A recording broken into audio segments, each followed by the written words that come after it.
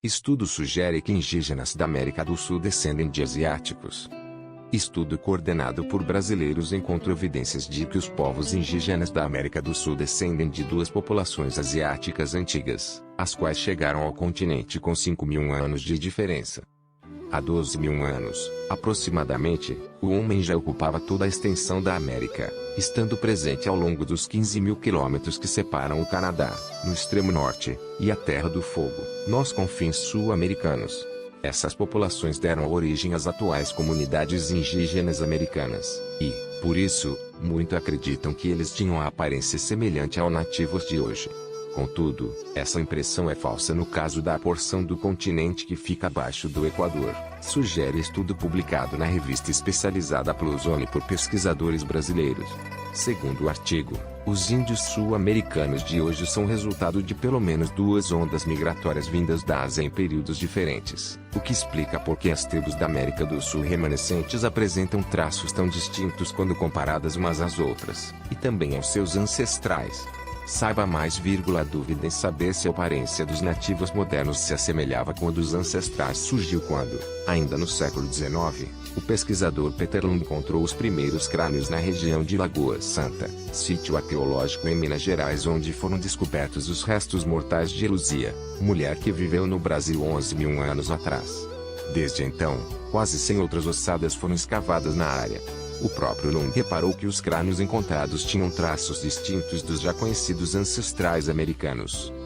Desde então, o tema tem sido alvo de diversas pesquisas. Nós somos a mais recente geração de pesquisadores explorando o tema. Para nós, entretanto, a questão é explicar a origem dessa população tão diferente no continente, conta Mark Kubi, principal autor do novo estudo e professor da Universidade Estadual de Ohio, OSU, em inglês, nos Estados Unidos. Apesar do nome estrangeiro, Kubi é brasileiro.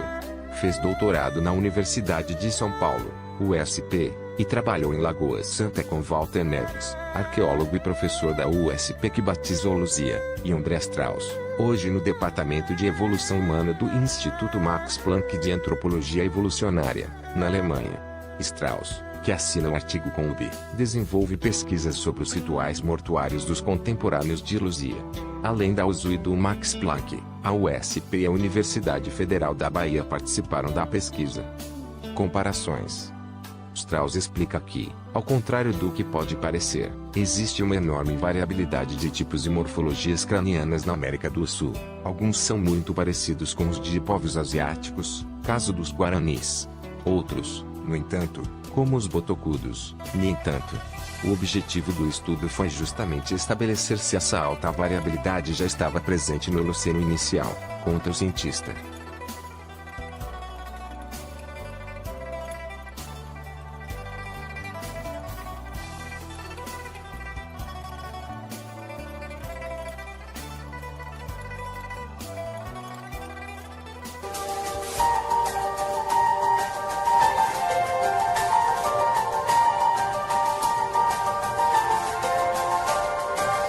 Você já observou como os índios do nosso continente têm traços físicos semelhantes aos dos povos da Ásia? Repare nos olhos puxados, no formato da cabeça. É ou não é verdade? A semelhança foi testada por cientistas que fizeram medições em seus crânios. E sabe o que os estudos constataram? Que asiáticos e índios sul-americanos realmente são, de alguma maneira, parecidos. Ser parecidos, neste caso, quer dizer que estes povos podem ser parentes, isto é, que existiram ancestrais comuns entre eles. Inicialmente, esses ancestrais devem ter vivido na Ásia, afinal, os humanos existiram naquela região antes de estarem presentes nas Américas. Então, é possível que alguns desses ancestrais tenham migrado há milhares de anos para as Américas.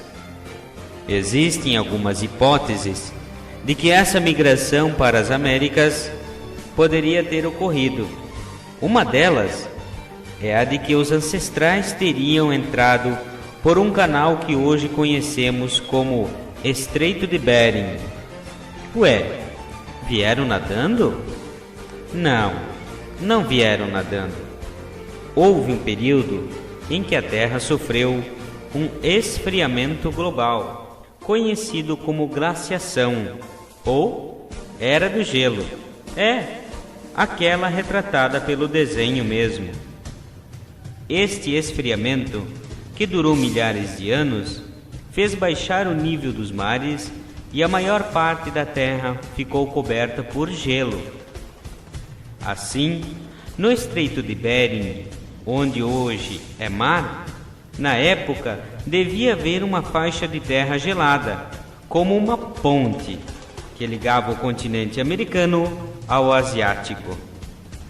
É possível que por ali os ancestrais que vieram da Ásia tenham passado para as Américas. Quando esta faixa de terra foi coberta pelas águas e separou os continentes, esses ancestrais foram separados em grupos que ficaram isolados entre si. Um grupo na Ásia e o outro na América. Com o passar do tempo, esses ramos da família foram perdendo contato, mas continuaram ligados por suas características físicas, que fizeram os cientistas descobrirem que um dia existiu algo em comum entre esses povos tão distantes e de culturas tão diferentes.